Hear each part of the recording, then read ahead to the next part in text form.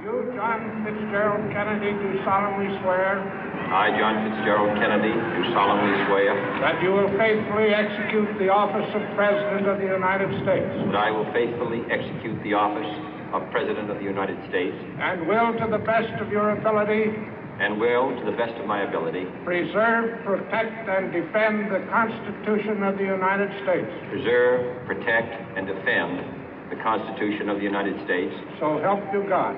So help me God.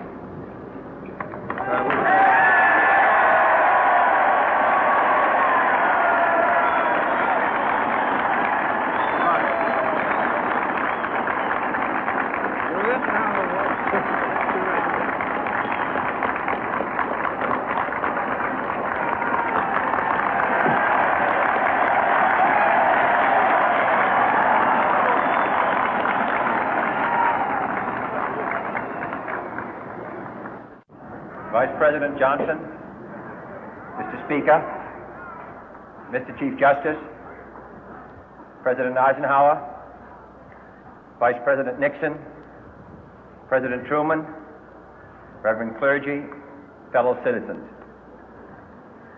We observe today not a victory of party, but a celebration of freedom, symbolizing an end as well as a beginning, signifying renewal as well as change.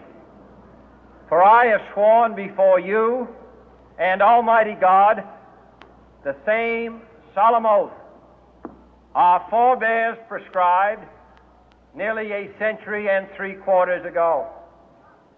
The world is very different now, for man holds in his mortal hands the power to abolish all forms of human poverty and all forms of human life. And yet the same revolutionary beliefs for which our forebears fought are still at issue around the globe. The belief that the rights of man come not from the generosity of the state, but from the hand of God. We dare not forget today that we are the heirs of that first revolution. Let the word go forth from this time and place to friend and foe alike that the torch has been passed to a new generation of Americans born in this century, tempered by war, disciplined by a hard and bitter peace, proud of our ancient heritage, and unwilling to witness or permit the slow undoing of those human rights to which this nation has always been committed and to which we are committed today at home and around the world.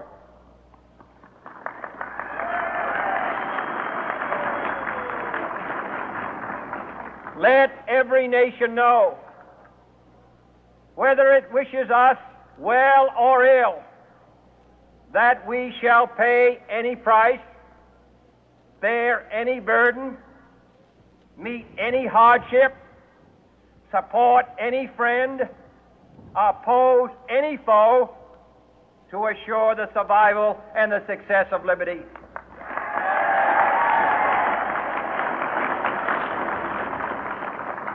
This much we pledge and more.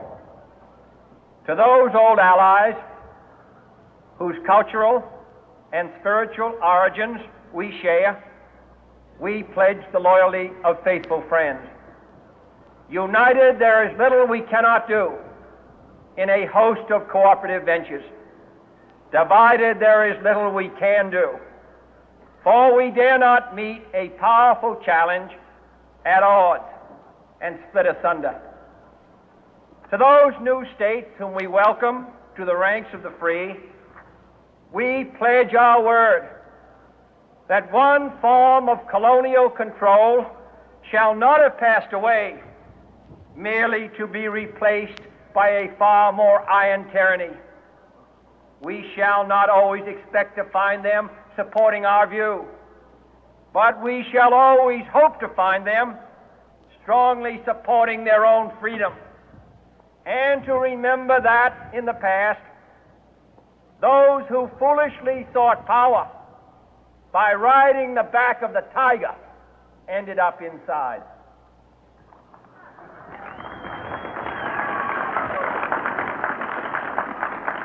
To those people in the huts and villages of half the globe struggling to break the bonds of mass misery, we pledge our best efforts to help them help themselves for whatever period is required, not because the communists may be doing it, not because we seek their votes, but because it is right. If a free society cannot help the many who are poor, it cannot save the few who are rich.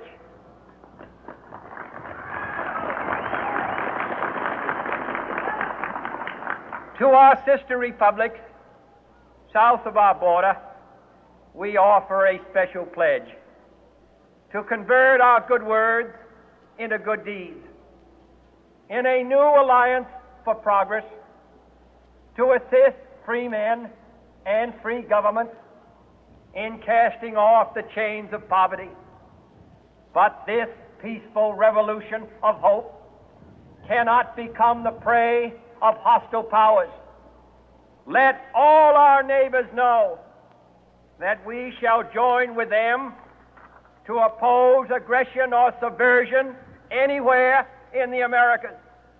And let every other power know that this hemisphere intends to remain the master of its own house.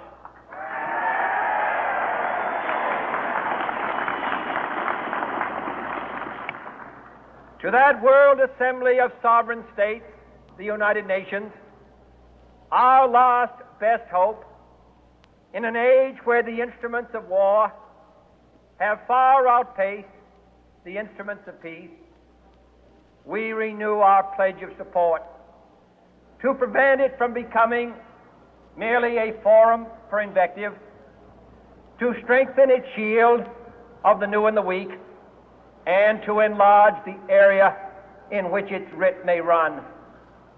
Finally, to those nations who would make themselves our adversary, we offer not a pledge, but a request that both sides begin anew the quest for peace. Before the dark powers of destruction, unleashed by science, engulf all humanity in planned or accidental self-destruction, we dare not tempt them with weakness, for only when our arms are sufficient beyond doubt can we be certain beyond doubt that they will never be employed.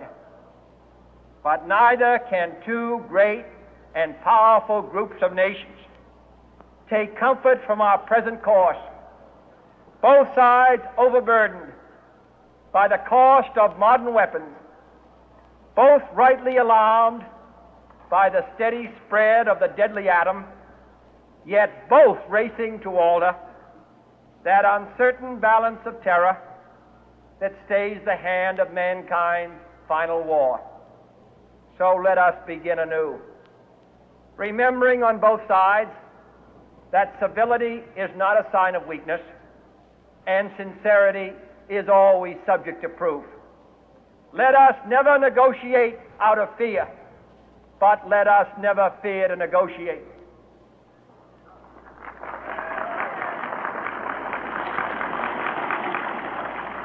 Let both sides explore what problems unite us, instead of belaboring those problems which divide us.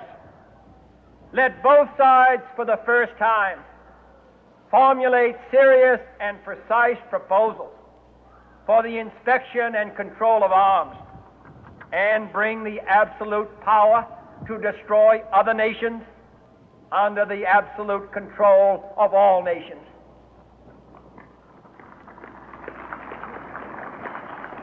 Let both sides seek to invoke the wonders of science instead of its terrors.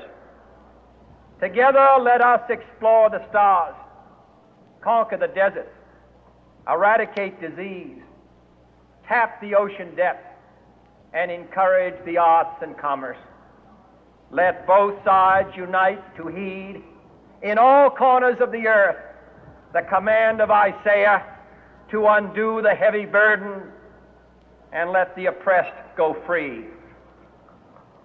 And if a beachhead of cooperation may push back the jungle of suspicion, let both sides join in creating a new endeavor, not a new balance of power, but a new world of law, where the strong are just and the weak secure and the peace preserved.